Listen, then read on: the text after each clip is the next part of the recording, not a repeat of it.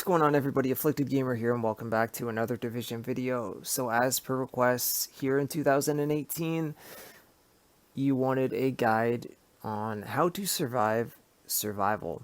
So for all of the new or returning players to the game, people that are only going to go into survival due to the upcoming Phoenix Shield, I hope that this guide is helpful and informative for you guys. It will be a bit of a longer video because there is a lot to cover, and I want to try to make sure that I don't miss anything. So if the video is helpful and it is enjoyable, please drop it a like. It is very much appreciated, and if you're new to the channel, consider subscribing for more Division content. So, survival. Once you first land after the cutscene, you will be in a safe house. Now, whether you're with a team or you go at it solo, everything that I'm going to mention will apply. You always need to pay attention to a few specific things. One, your temperature. You do not want to freeze to death, and you need to keep your eye on the map so that you have shelter to run to or a fire barrel. Look for clothing, and even if you find enough clothing, you're still going to get cold, so always pay attention to that. If you get into a gunfight while you are freezing, you can be shot and killed, and if you're not with a team, then there's no one to revive you and your session will be over. So be careful when it comes to that. Second, your sickness. Because you got injured in the helicopter crash, you need to find painkillers and medicine. There is a difference. The painkillers will slow down the infection. Painkillers will actually bring them, the medical syringe will bring them to a halt. So always try to keep yourself stocked up on those. Third, pick your battles. You land with green gear and a green pistol to start off with. If you can, shoot for the weaker red NPCs. Do not play like you are in the main game. A lot of people make that mistake. They think that they're in the main game of the Division with all of their gear and weapons. You're not. You're in a very weakened state at a very big disadvantage in the beginning. What I like to do is look for tools and weapon parts. Even if I find 2 green weapon parts, I will make a green police M4. It is better to have no gun, or a green gun, than no gun at all. With the tools, I will make an extended mag and a green VX1 scope, which will help me with my hunter battle down the line when I get into the dark zone. The extended mag, that is personal preference, and I find extremely helpful because those extra bullets, no matter what gun you're using, whether it's the green one, and especially if it's only a green one, they really count and they are very helpful. Once you've done that, or even if you don't get a chance to do that, try to find yourself a landmark to go to. I like to try to go ahead and what I call splinter selling a landmark, where you trick the NPCs. However, along your way to the landmark, you might find yourself in a situation like this one, where I said pick your battles. I saw that these guys were red, and I know that my pistol can take them down, so I'm going to stay behind cover, and I'm going to shoot and take them out. This also will apply, by the way, real quick, for PvE and PvP. And trust me, you don't need to be in PvP to battle other players. People will try to steal your loot all of the time. So, when you're going to take down landmarks, or even just like this, and you see any form of loot drop, make sure you pick it up. Even if it's clothing like that back there that I left behind, take it. This is the Division's own form of a battle royale, and even though you don't need to be the last man standing, you want to make sure that you survive and other people don't. You will always be notified on your map there how many people are left alive, so if you see that someone died, pull up your map, and if you see that there is an X near you, go by and check it out, because you might find yourself a beam of light and not even needing to go to a landmark at all, because that person might have had enough crafting materials, weapons, and gear to fully get you decked out for the dark zone. It has happened to me more times than I can count. Other little places like this that I'm looting will have a little box like so. I go ahead and grab it. As you can see, there is another player. I'm in PvE, so there's really nothing I can do, but I did beat him to the box. All that's left is some grenades and these guys to kill, which are kind of in my way, so I do that, and then it's off to go to a landmark. You need to make sure that you have enough resources to craft up your filter. Your basic filter will get you into the dark zone. Your advanced filter will get you into contaminated areas. I recommend that if you can, do both. Contaminated areas in the light zone means you can get into other areas on the map that other people can't, and therefore will give you more loot, making the game easier for you. The more you have, the better. The other thing that will happen is that you will always see a little notification pop up that you are hungry and thirsty. Just because those two things pop up, it doesn't mean you need to eat food or drink water right away and all the time. Drink water so that you can see things on the map easier in the snow. And eat the food for health regeneration to save yourself from using med kits. You can only hold 2 unless you craft an additional med pouch. Now, when it comes to taking down landmarks, like I was saying before, right here I would eat some food normally, but I'm used to doing this, so I didn't. I'm not actually going to engage in this fight. I'm going to trick them. If you have a grenade, throw a grenade, just get their attention, and then run the other way. So they think that I'm at the bottom of the steps, when really what I'm going to do is what I like to call splinter selling a landmark, and I'm going to run up and empty out their bags. I'm going to take the loot right from underneath their noses while they are shooting at the wall and at the snow. But I would eat food just in case normally, because if they do seem to catch me and I get into a gunfight, I will have some form of constant health regeneration.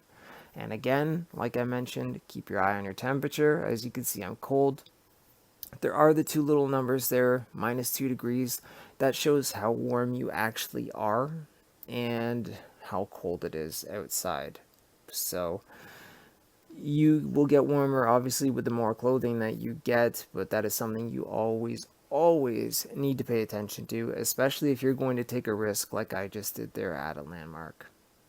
So now you've got enough materials, you can go ahead and craft yourself up a gun, you can go ahead and make your filters, you can also decide to craft up some skills. You don't have any. You cannot make an alt, so you can't have recovery link, survivor link, or tac link, but you can craft up the basics. Turret, med station, overdose, seeker mines, pulse. The 3 that are the most effective, in my opinion, are pulse, a med station, not overdose, because you have a longer lasting healing effect, and a turret for range. Convert your green materials into blue, and then eventually when you get to the dark zone, blue into green. Now, certain safe houses will allow you to craft certain skills. This one in particular that I'm at will not let me craft up a med station, which means I have to get to another safe house that's a little bit closer to the dark zone or in the dark zone to go ahead and craft that up. So keep that in mind also. Certain safe houses let you craft up certain weapons, certain attachments. The best time to make your extended magazine on VX1 scope is at the beginning of your match. The further out you get from your spawn, the further away you're going to be from a safe house that will allow you to craft those 2 items, and trust me, they are very, very helpful. So, now you've got everything and you are ready to hop into the dark zone. Again, doesn't matter with, if you're by yourself or with a team, you guys hop in. You will know that you have to go and get your antivirals. There will be a little notification that pops up. I don't go for these right away, and I don't recommend that anybody does. The most important thing, unless you are extremely geared out and you're good to go and you're very confident, is division tech. Division tech is only in specific areas on the map, and that is something that you guys will have to learn with time. There is one area in particular that I like to go, which is between DZ02 and DZ03. Or you can also, again, splinter cell certain landmarks. It's a bit of a risk, but if you can pull it off like this, it's worth it. I'm at the sports store, and when I run up the steps, there will be a set of tools. If I see that the tools are here, I know that 99% sure that nobody else has beaten me in here, and that the division tech will be behind the counter. So I run up, I grab it, I don't engage, and the reason why I don't engage is because I don't have the gear to fight back. These are now level 30 gold NPCs, and I still don't have a gold gun or gold gear on, and I don't have my teammates near me, so it's not a smart idea. Once you get all of that stuff, if you guys want to take down landmarks, go ahead. Keep in mind that only one survival cache will drop per landmark, which means only one person will get the survival cache if that is something that you're going after. You can hit up multiple locations and get some for everybody. The choice will be yours when you get in there. As you can see, I picked up weapon parts, and all along the street towards the DZ03 safe room, there is weapon parts. Division tech, there is some at the DZ03 extraction. Once you have division tech, you can craft it into literally anything. You can, if you weren't able to make skills, for example, in the light zone, you can take 2 division tech, make them weapon parts, and craft up a turret. Make them into 2 electronics and a med kit that you have there, and go ahead and make up a med station. Division tech is invaluable, and that's why I go for it before I go for my antivirals.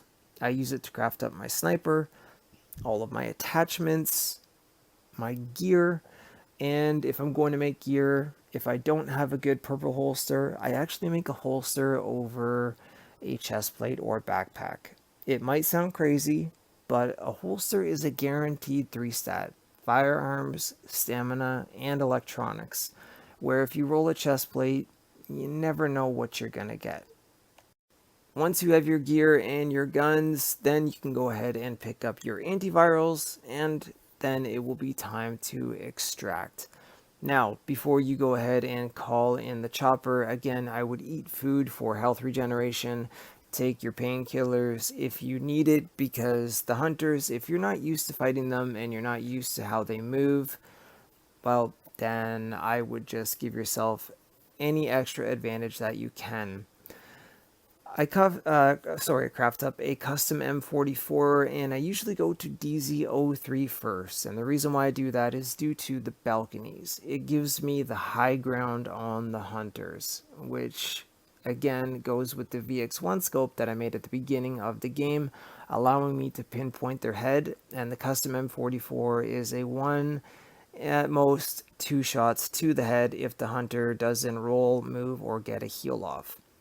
In terms of fighting the hunter, whether it be at DZ03 or anywhere, they have a lot of skills. They are faster than you, they can heal more often than you, they will shoot SVDs, sticky bombs, seeker mines, they will hack your turret, throw out their own turret, put out their own med stations.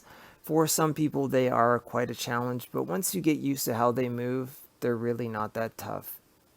If you don't want to craft up a sniper because you're not comfortable with it, go ahead and make any weapon of your choice you're choosing. Whether it be an assault rifle, LMG, it really doesn't matter.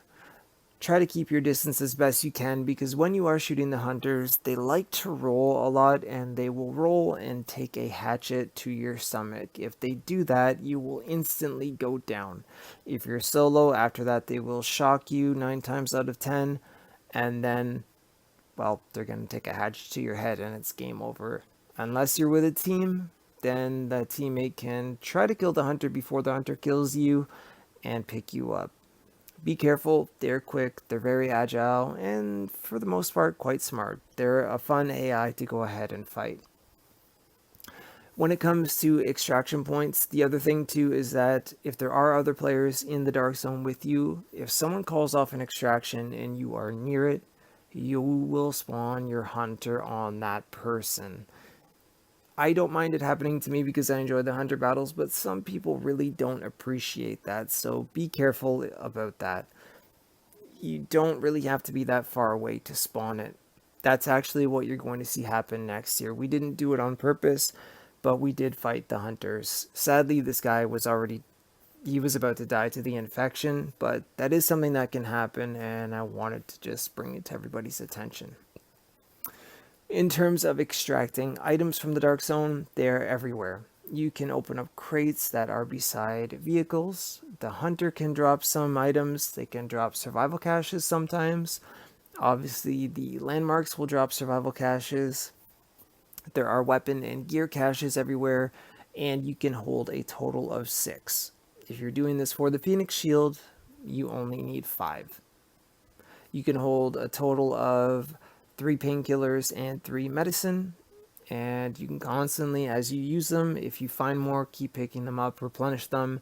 If you're trying to kill the time just to get the shield done, then the longer you're in there, the fewer sessions you will have to do. But survival is quite fun for most people, for the most part. I can't speak for everybody. I said that in my, I thought it was the best DLC, but I should have said in my opinion. And I stick to that. I do think that this is the best DLC for the Division. Overall, that is more or less everything you need to know. You make sure that somebody on your team crafts up a flare gun, or else you cannot call in an extraction. There is only 3 extraction points in the Dark Zone. There is one at DZ02, DZ02, 3, and 5. The one at DZ01, it's nothing there, and you can't go past up to DZ06. So you only have 3 locations. You will get 1 hunter per teammate, so if you want to kill more than 1 hunter, let your teammates know, and go ahead and take out as many as you please. Every time you go to a new extraction, you will spawn a new hunter, but you can only do that once per extraction. And that is pretty much it. Get your weapon of choosing, get yourself in a decent position, communication with your teammates, and honestly, these are some pretty fun and enjoyable battles. They are not that tough at all once you get used to them. The first time I fought a hunter, I had all green gear, and it didn't go in my favor. But I will admit this, if there was a really cool way to die in the Division, that definitely was it. It was a moment that I will never forget. I always enjoy this DLC, and especially this part here.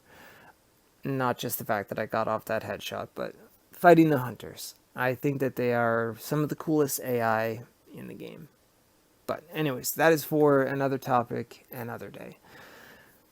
I do hope that this long guide was helpful for survival, that it gets you through it, it gets your shield if that is what you are watching it for, or if you're new to the game and you are just simply interested in this DLC, I hope that the tips are helpful for that as well. Please do leave your thoughts and comments down below. I would love to know what you think. Do you like survival? Do you hate survival? Do you prefer PvP over PvE? What weapons do you use? All of that good stuff. I'm always interested to know what you guys have to say. On top of that, don't forget that you can always follow me on Twitter at Afflicted Gamer, and the stream times for me to be live here on YouTube will be at the end of the video. Other than that, agents, again, I hope that you enjoyed the video. I know I enjoyed these runs here, so if you're watching this on the day of the stream, this was a very enjoyable day. A lot of kills, a lot of hunters, a lot of fun. So, until next time, guys, take care. Thank you so much for your time. I'll see you in the next video or in the next live stream.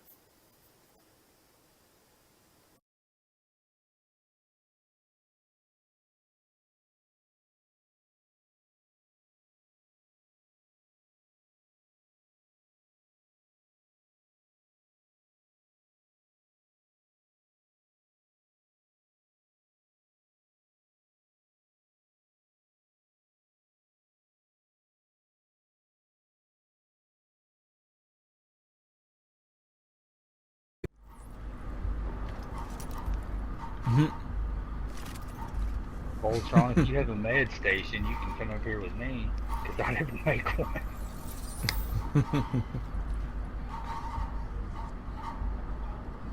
Ready? Too. Yeah.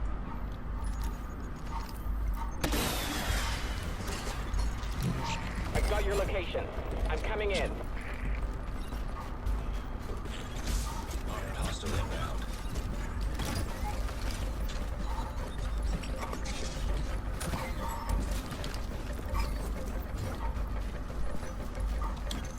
Body temperature dropping. I don't see him anywhere. Alright, we got a turret to the left. One in the middle, Two to all the the way left. at the one down. One down. There's one behind you on the ground, Reaper, to your right. Yeah.